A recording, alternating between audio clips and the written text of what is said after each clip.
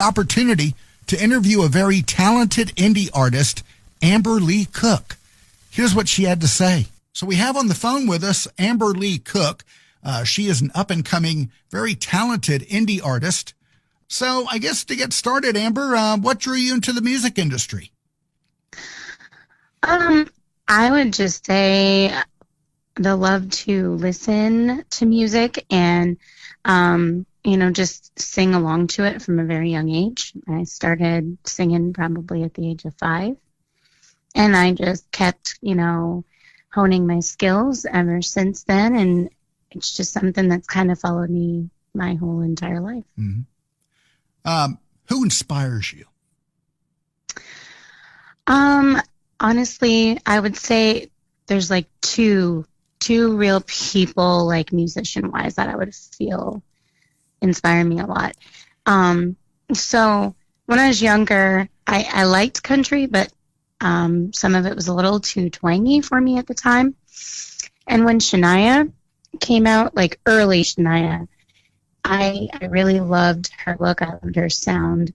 And I don't know, she just made country fun. And it was, kind of like a flair that was added to it.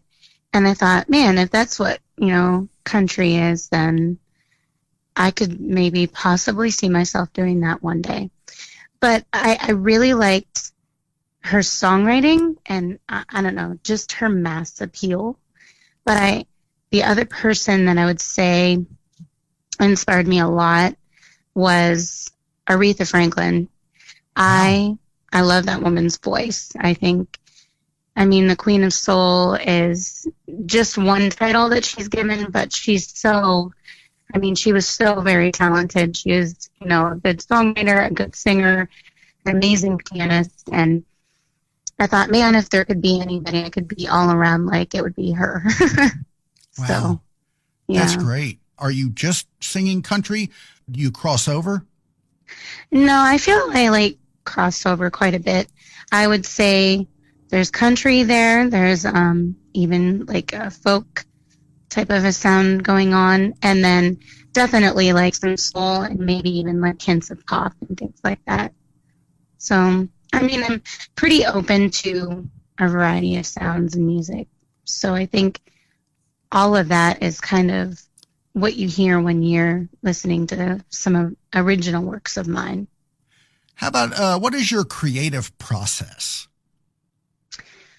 I don't know. I don't know that I have like an actual formula that I use. I just kind of like let it come and flow, into whatever it's going to be in whatever format. Mm-hmm. So sometimes like I'll dream of a song and it sounds funny, but I'll remember the melody or the lyrics and within minutes, I'll have a song.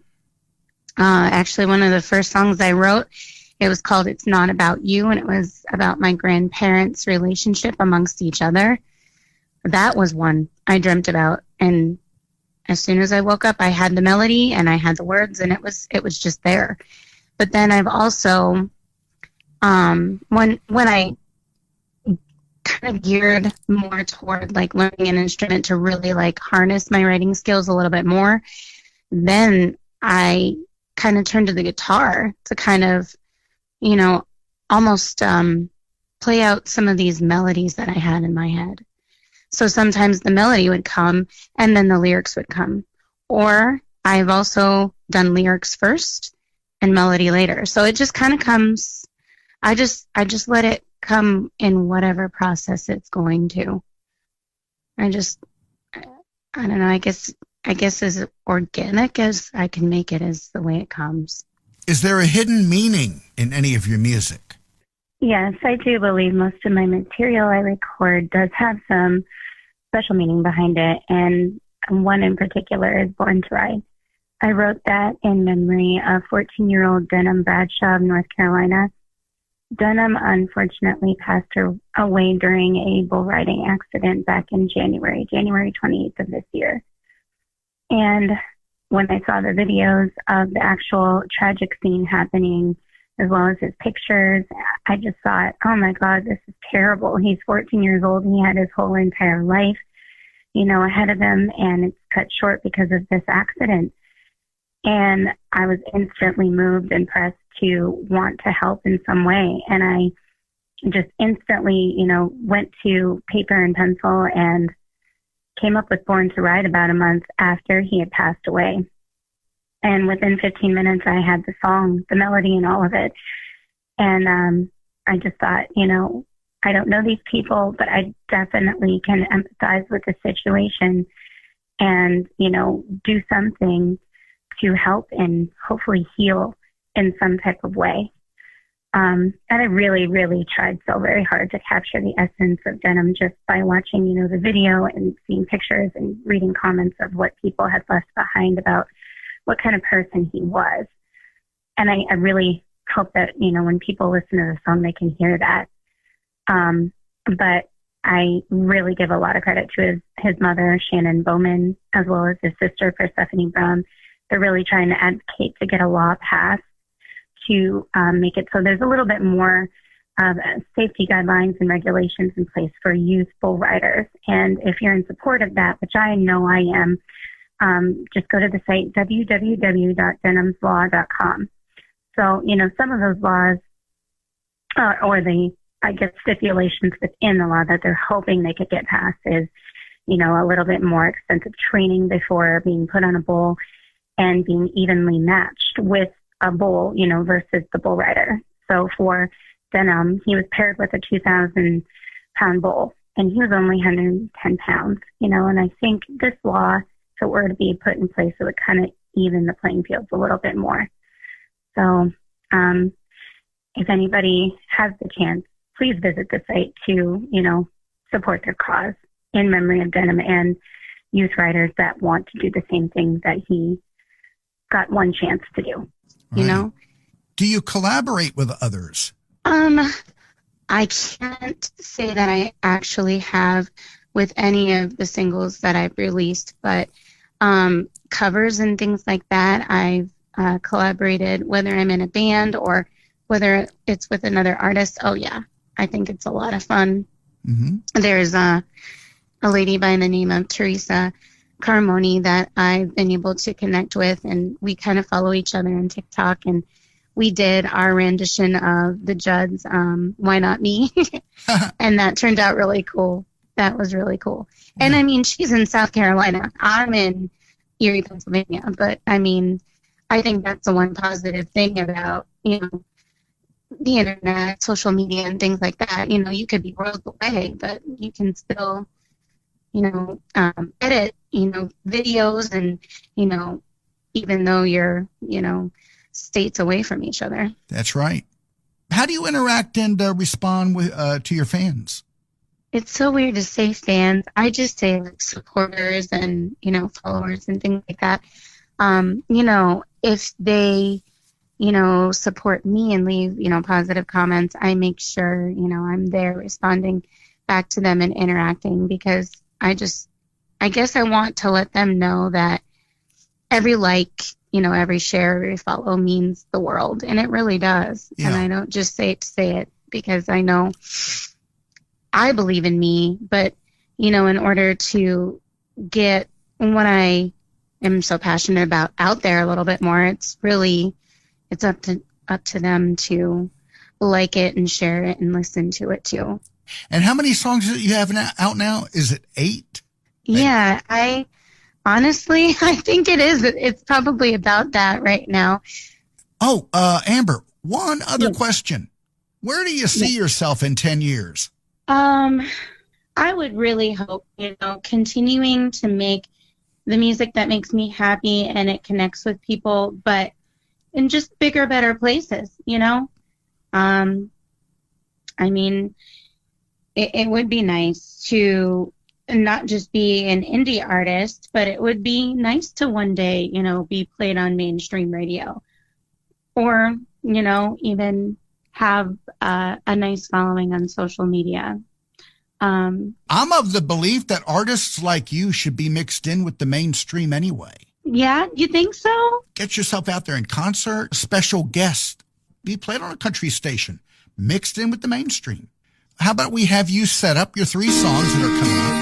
Yes, okay. My name is Cookie, and here is my first single, It Is What It Is, here on NCM, #1 for New Country. Sitting on my ass, watching time just pass me by. Wondering what's next, will I sing or will I fly? Picking myself up after every time I fall. Trying to walk way before I even crawl.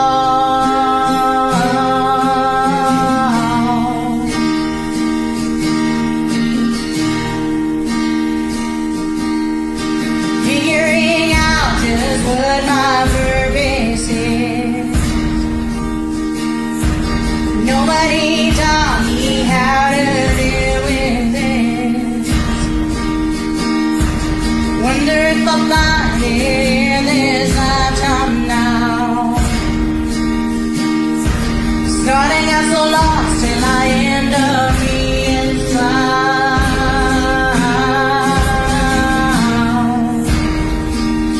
It is what it is. I said it is what it is.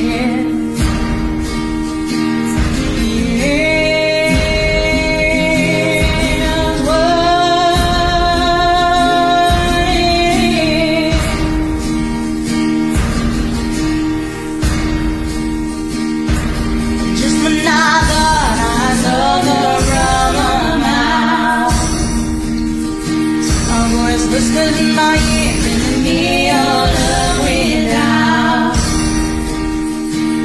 Saying no you can't, you are not allowed to live out your life without a single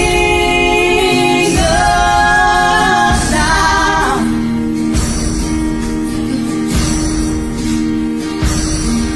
They say it's darkest right before the dawn, but I don't know how much longer I can hold on. But it's time for me to rise above it all and keep moving forward even when I'm feeling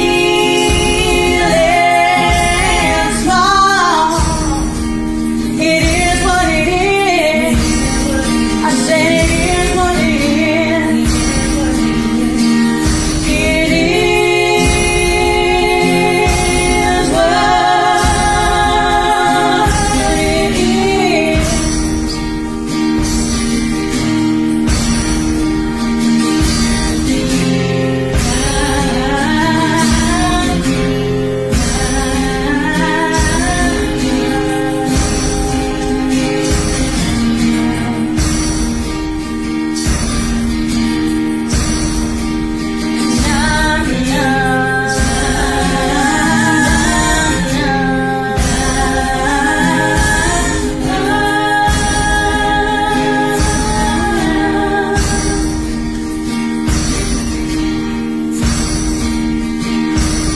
Since I let go and I start